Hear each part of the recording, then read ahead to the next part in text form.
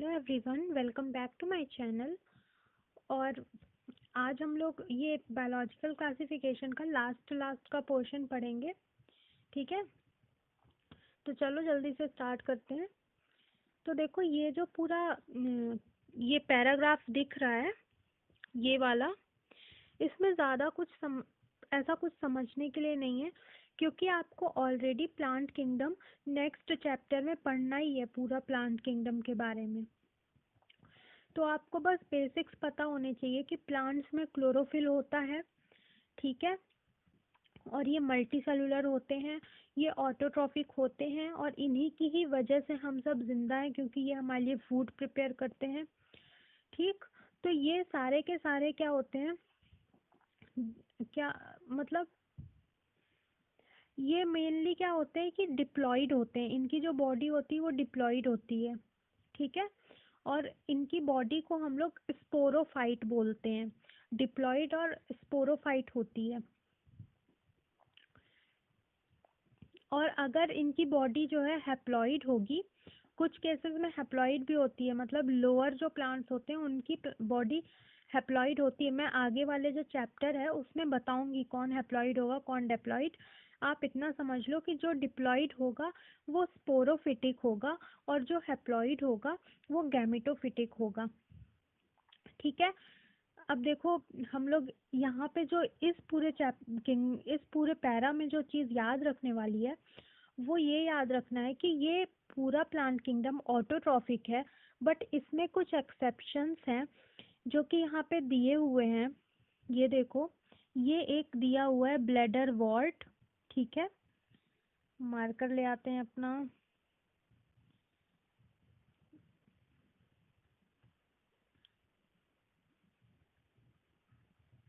तो ये देखो, ये दिया हुआ है ब्लैडर वॉर्ट, ठीक है।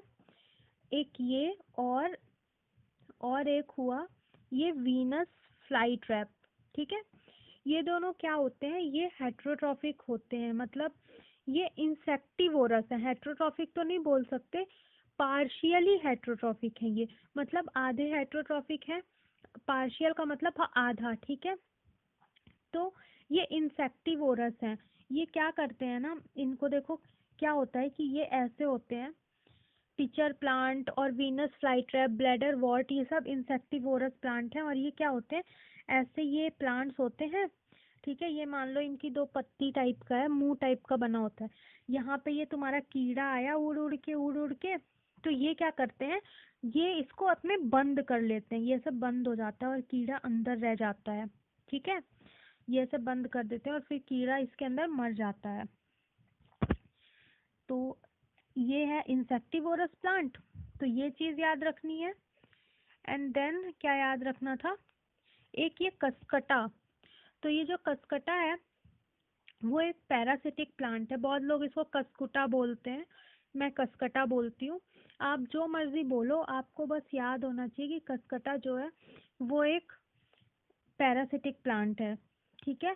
और ये क्या करता है, इसको हिंदी में अमरबेल बोलते हैं। अमरबेल ये पीली कलर की होती है, ऐसे किसी भी प्लांट में ना ऐसे लिपटी हुई होती है। ये अपना खाना खुद नहीं बनाती, ये अपने होस्ट से पूरे न्यूट्रिएंट्स ले लेती है, ठीक है। तो इस जगह पे, इस पूरे पैरा में यही 3 प्लांट्स थे जिनके बारे में आपको पता होना चाहिए था, ठीक है। फिर यहाँ आगे गिवन है एनिमेलिया के बारे में। तो ये तो मैंने आपको पहले ही बताया था कि हम लोग हेट्रोट्रॉफिक होते हैं, हमें सेल वॉल नहीं होती है। तो यही सब कुछ इसमें गिवन है कि सेल वॉल नहीं होगी एनिमेलिया में, और हेट्रोट्रॉफिक होंगे, ठीक है। तो इसमें जो होलोजोइक भी बताया था, तो ये देखो होलोजोइक गिवन है कि होलोजोइक टाइप से खाते हैं फूड को। और इसमें जो आपको एक चीज़ याद रखनी है वो सिर्फ इतना है, ये होलोजोइक और ये ग्लाइकोजन, मतलब जो हमारा फूड है वो हमारे अंदर किस किस फॉर्म में स्टोर्ड रहता है, ग्लाइकोजन या फिर फैट के फॉर्म में। सेल के अंदर ग्लाइकोजन या फिर फैट के फॉर्म में स्टोर्ड रहता है, ठीक है। और हम लोग लोकोमोशन कर सकते हैं, ये तो हमें पता ही है। चलो अब हम लोग इनको पढ़ते हैं, जो कि मेन हम जिनको पढ़ने आए हैं। तो ये जो वायरस, वायरॉइड, प्रायोन्स और लाइकेंस हैं, इनको 5 किंगडम क्लासिफिकेशन पे कहीं पे भी जगह नहीं मिली हुई है, ठीक है। तो ये 5 किंगडम क्लासिफिकेशन के अंदर नहीं आ रहे हैं, ये एक्सटर्नल है।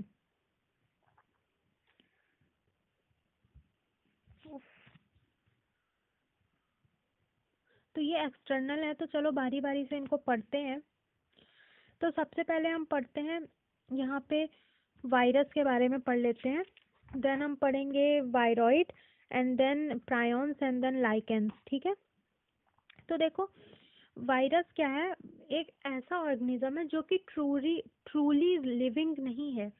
तो ना हम इसे लिविंग कह सकते हैं, ना हम इसे नॉन लिविंग कह सकते हैं, क्योंकि जब ये ह्यूमन बॉडी के बाहर होता है तो ये बिल्कुल नॉन लिविंग की तरह होता है, इसका कोई असर नहीं होगा। जैसे अभी आप कोविड वगैरह सुन रहे हो, तो वो क्या कब फैलेगा, जब ह्यूमन बॉडी के अंदर होगा, तो तब ये इन्फेक्शियस हो जाता है। कोई भी वायरस जब ह्यूमन बॉडी के अंदर होता है, या एनिमल्स या जो भी उनके होस्ट हैं उसके अंदर जब होता है, तो वो एक लिविंग थिंग की तरह बिहेव करने लगता है, बट बॉडी से बाहर वो लिविंग की तरह बिहेव नहीं करता है।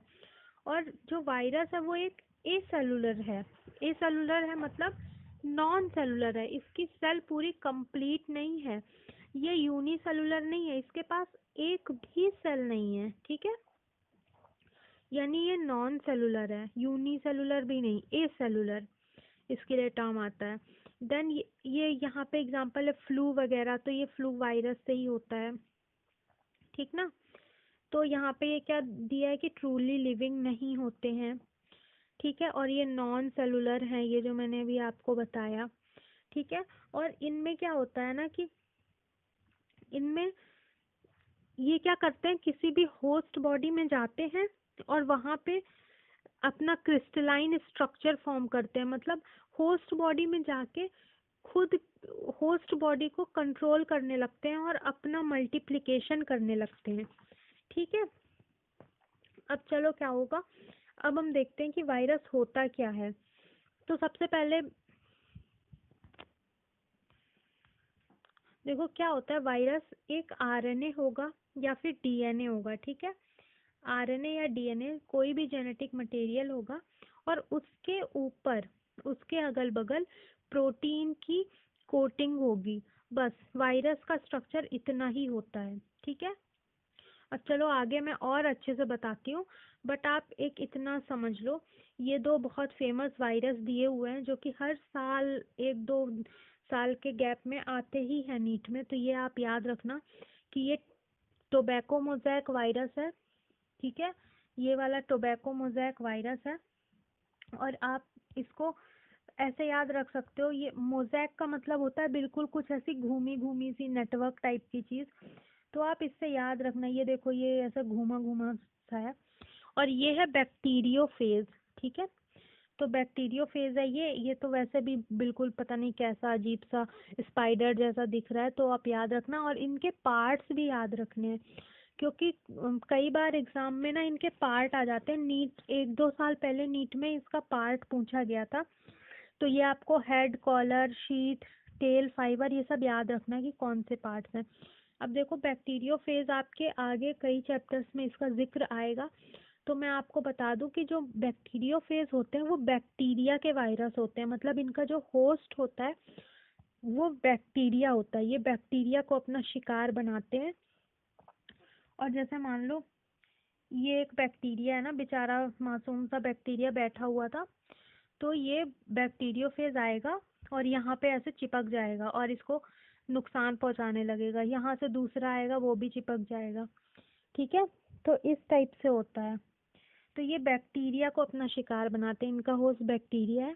देन इसमें एक और चीज़ होती है कि मोस्ट ऑफ द केसेस में बैक्टीरियोफेज का जो जेनेटिक मटेरियल होता है वो डीएनए होता है, ठीक है, डबल स्ट्रैंडेड डीएनए।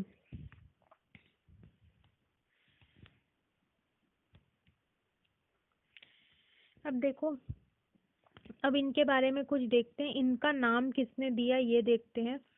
तो लुईस पैस्चर एक इंसान थे जिन्होंने इनका नाम दिया था वायरस, ठीक है। और वायरस का मतलब होता है वेनम, यानी जहरीला, पॉइजनस, ये यहाँ पे गिवन है ना, वेनम, पॉइजनस, ठीक है, और इनका नाम किसने दिया था? लुईस पैस्चर ने दिया था। ठीक है, यहाँ पे शायद छपा हुआ नहीं है, बहुत सारी एनसीईआरटीज में नहीं छपा हुआ है, बट आप याद रखना उस शख्स का नाम था लुईस पैस्चर। ठीक है, रुको मैं टाइप कर देती हूँ।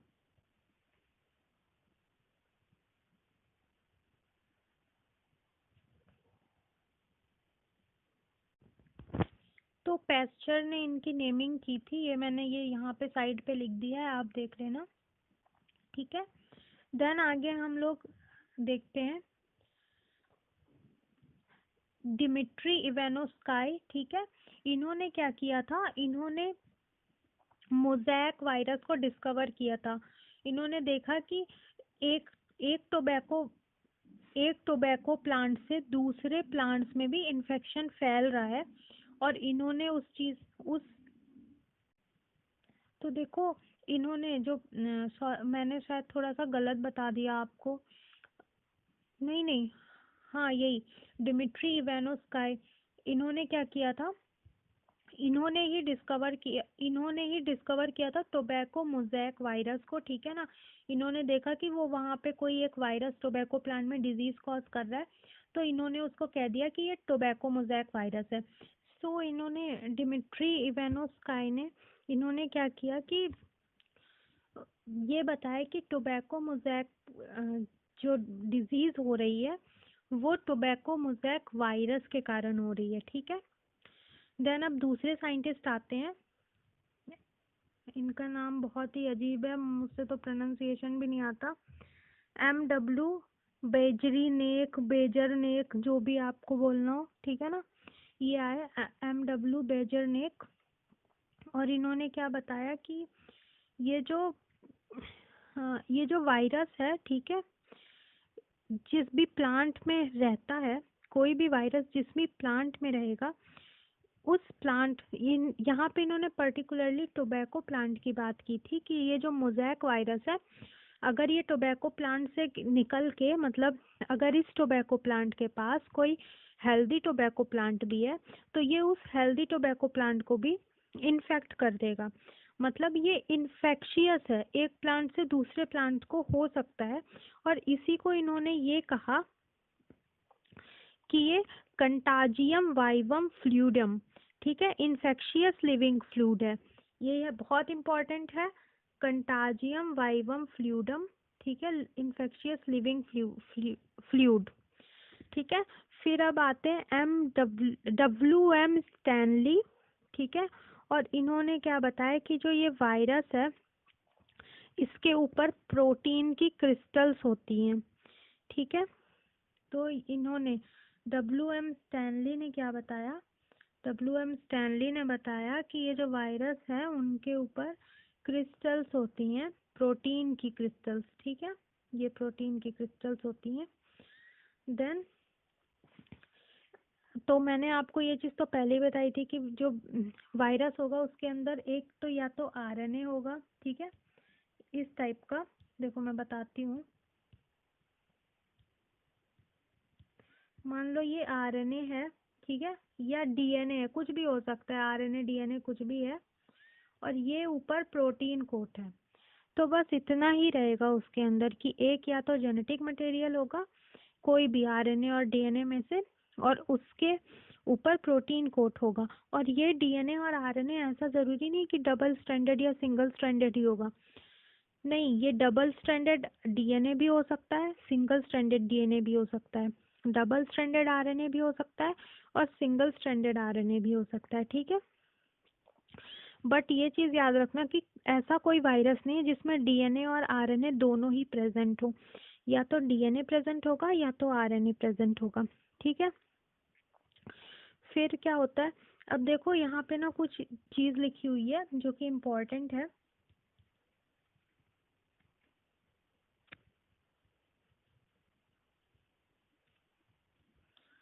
ये क्या है कि देखो, ये पहली बात तो ये थी कि किसी में भी दोनों ही नहीं प्रेजेंट होगा, ये no virus contain DNA and RNA। फिर a virus is a nucleoprotein, ये चीज़ भी इम्पोर्टेंट है, न्यूक्लियो प्रोटीन। है ना।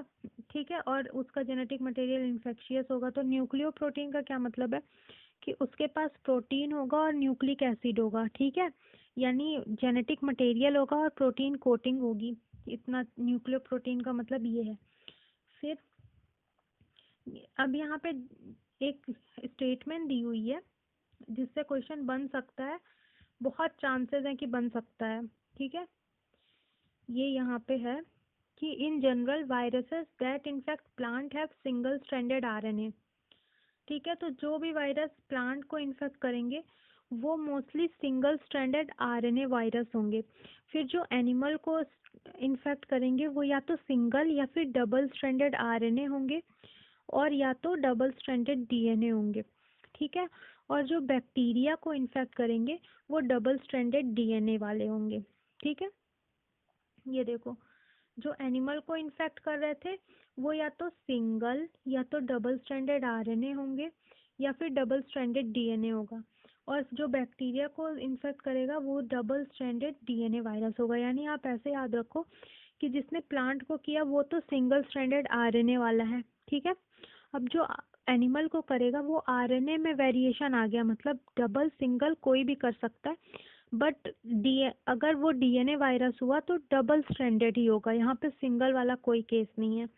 ठीक है, और बैक्टीरियोफेज यानी बैक्टीरिया वाला जो वायरस है वो तो डबल स्ट्रैंडेड होगा ही, डीएनए वायरस होगा।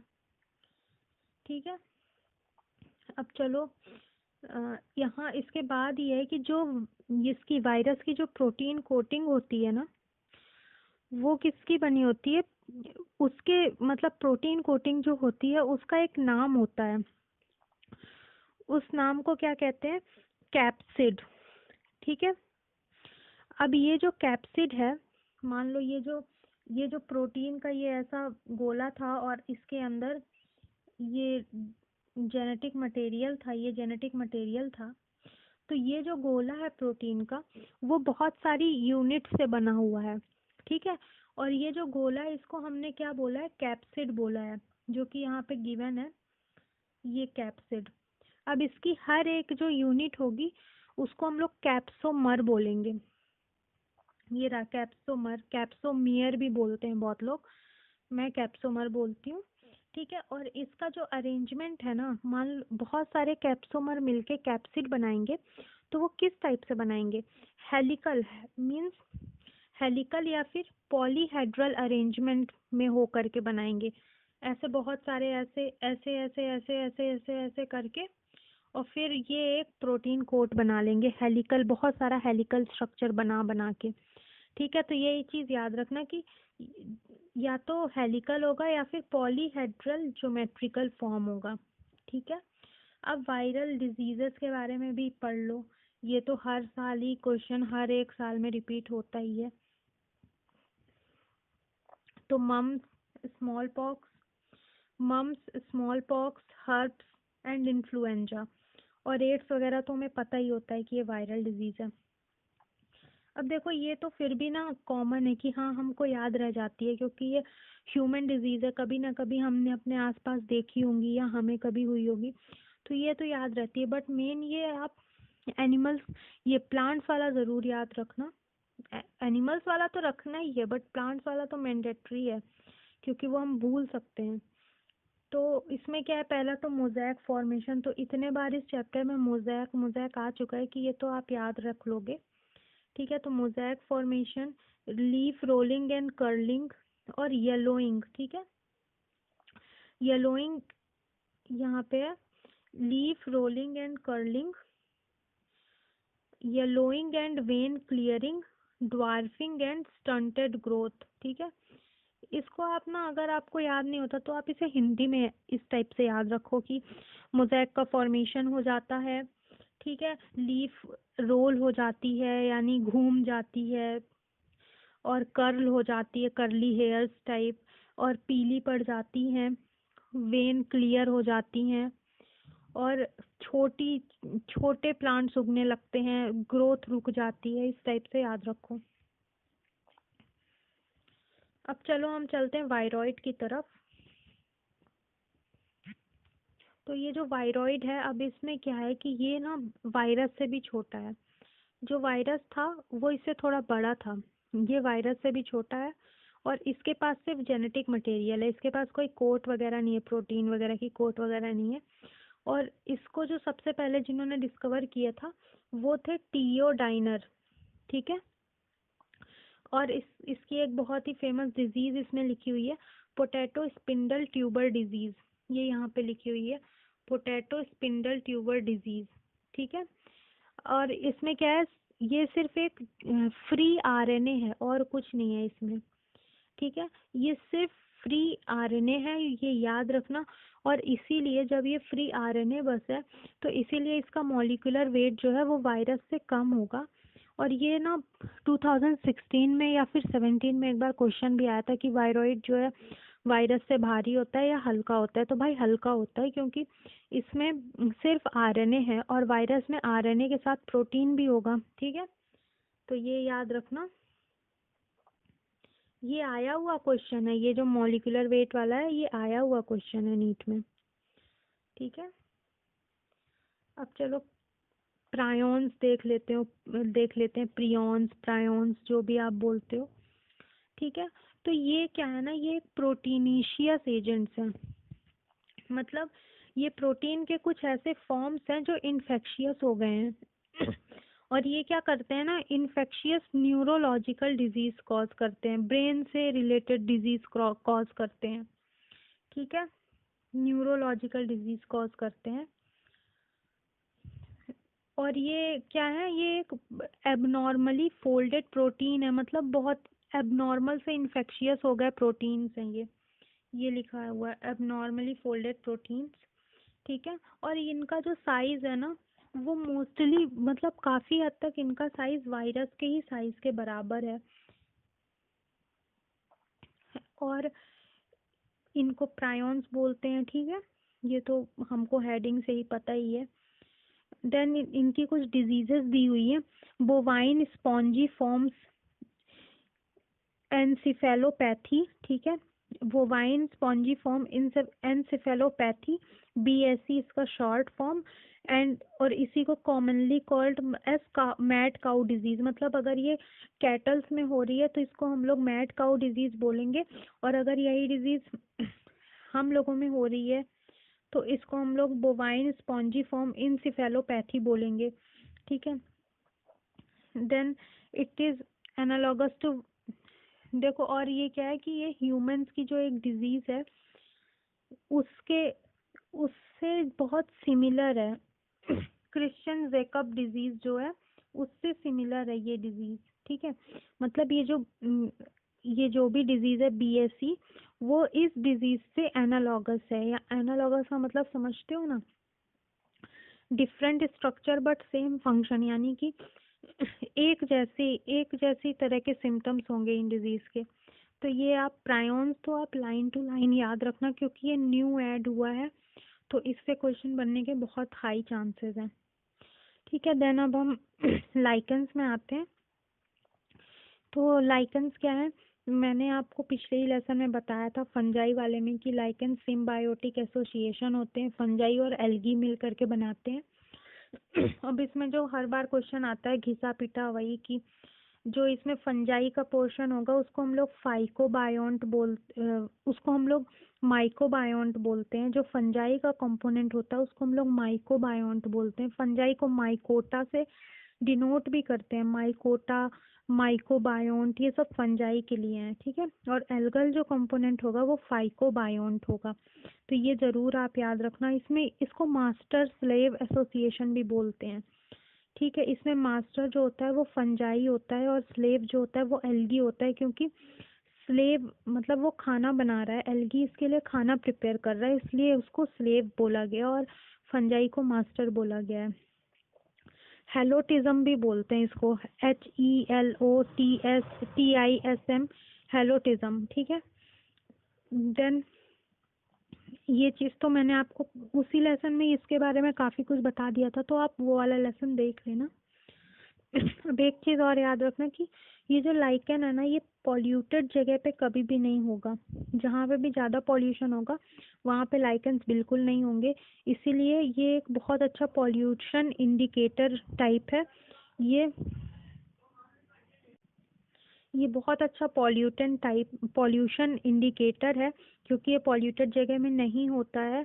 और ये मोस्टली एयर पॉल्यूशन को शो करता है। जहाँ पे भी ज़्यादा एयर पॉल्यूशन होगा वहाँ पे फंजाई ये लाइकेंस नहीं होगा। और ये चीज़ आप ज़रूर ज़रूर ज़रूर याद रखना, ये बहुत बार क्वेश्चन आया है। ये एयर पॉल्यूशन को इंडिकेट करने के काम आता है। ठीक है, चलो इस लेसन में इतना ही था। मैं ये लेसन अच्छे से नहीं पढ़ा पाई हूँ, मुझे ऐसा लग रहा है, क्योंकि मेरी कुछ हेल्थ इशू हो गया था। मुझे सीवियर माइग्रेन अटैक आया हुआ था, तो इस वजह से मैंने इस चैप्टर को उतने अच्छे से, मुझे ऐसा लग रहा है, मैं नहीं पढ़ा पाई हूँ। बट नेक्स्ट लेक्चर से मैं ट्राई करूँगी दोबारा से अच्छे से पढ़ाने का। आप लोग कमेंट सेक्शन में मुझे ये चीज़ सजेस्ट कर देना कि मुझे वन शॉट वीडियो बनाने चाहिए लेक्चर्स के, या इसी टाइप से टॉपिक वाइज बनाऊँ। ठीक है, बाकी चैनल को सब्सक्राइब कर देना, शेयर कर देना, कमेंट्स कर देना। ठीक है, थैंक यू।